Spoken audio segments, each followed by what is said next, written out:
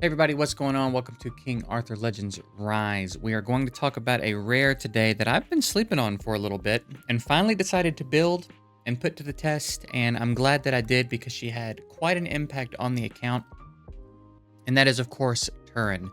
She is a rare healer, and I built her because I've been trying to work my way through Frozen Plains. I've been kind of hard stuck on stage 8 for a while, and I thought that maybe her defense buff with her A2 would give me the mitigation that I needed to push a little bit further. So not only did she do that, she helped us push further in a few other places in the game. So very quickly, let's talk about that. First, again, Frozen Plains.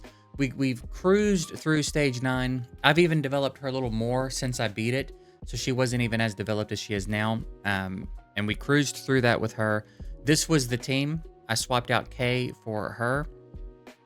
I would love to keep the damage that Kay brings, but I really need the heal disruption from Akalon. Without that, we're going to struggle to get through it. So Akalon has to stay. So I think I have to work on improving Akalon's damage. So that's the team for that. Beyond that, we came over into... How many times do I have to back? We came over to Master of Apocalypse. Now, I've been hard stuck on stage 5 in here for a while. I could not get through it. And I decided to give this team a go, and we ran all the way through to stage 7, and they're kind of close to beating stage 8, honestly. And I did manual these. All I did was target the boss. I targeted the boss in the first round, and then made sure to target the boss at the beginning of the second round. Other than that, I did not touch it. They did it on auto all by themselves. So,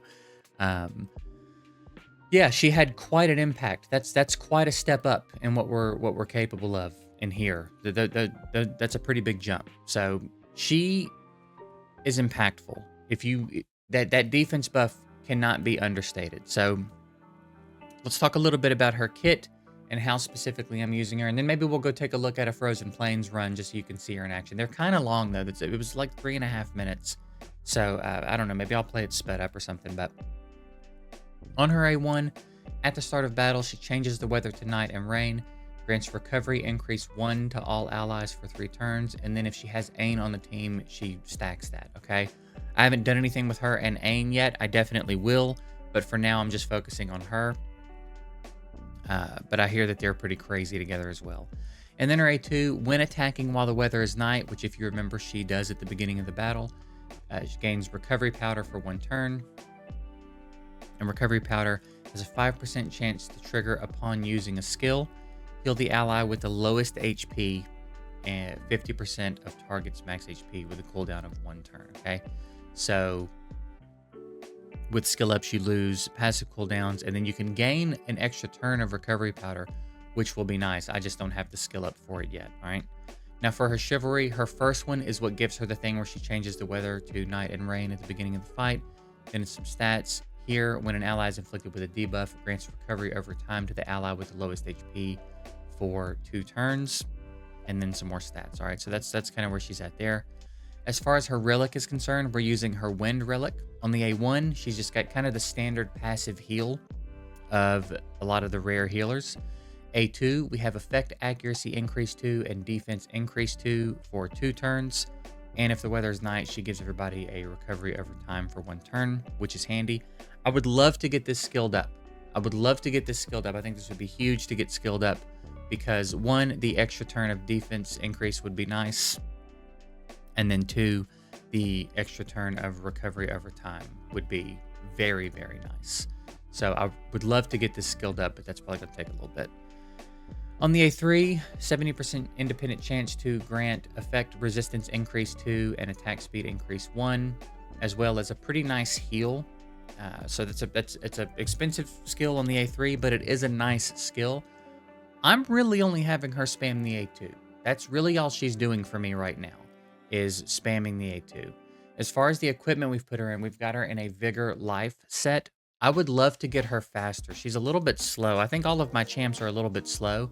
I watched a couple of videos recently. I don't know where people are getting all the speed that they have on their champs, like 250 plus. I don't know how that's happening. Even when I'm trying to make champs fast, they're not close to that. So I guess I need to up my gear game a little bit. So she's a little slower than I want her to be, but even being kind of slow, she's still very effective. So Vigor, Life, we've got our HP percentage down the board here. And then down here, just kind of took what we can get. I put some attack speed on her here to kind of alleviate the pressure that we're under for attack speed. And then we have an HP belt. But basically, I'm just looking for HP percentage and attack speed in the substats where I can get it, okay? So again, our gear is, we don't have a ton of good gear yet, but that's what we're able to do. We got her at 37,000 HP. She's pretty tanky. Again, a little on the slower side, but it is what it is. You don't have to put her in a Vigor set. You could certainly do something else. Vigor just is a very strong set.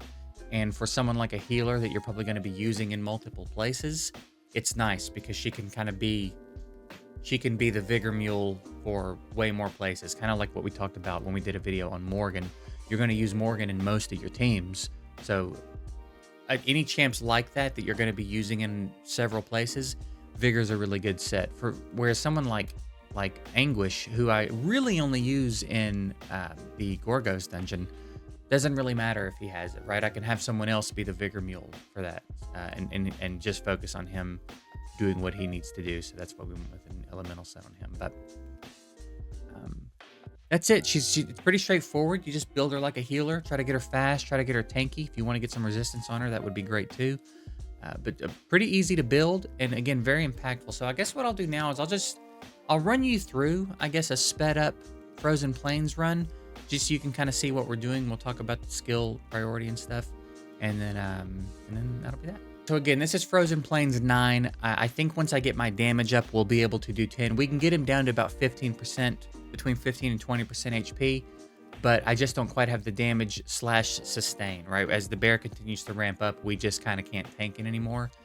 So I really need more damage. So I think if I can get my Accolon doing more damage, if I can get that damage up closer to what Kay was contributing, I think we'll be okay. But for now, this is what we're working with. And again, Accolon has to stay because of the heal block. So Bedivere, Accolon, Morgan, and Turin is the team. We'll just jump in and do one. And I'll talk about the skill order, and then I'll just kind of let it go on higher speed. All right. So skill order settings. Of course, you want to have them prioritizing the boss. That's a given. Everybody except Morgan is A2 priority followed by A1. No one's using an A3 in this fight. And then Morgan's only using her A1. Morgan is literally only here for the defense down and damage taken increase that she brings. Other than that, she's not really doing anything for us in this fight, okay? So I will turn my camera off and let this fight go. We'll play it a little bit faster, and that'll be that.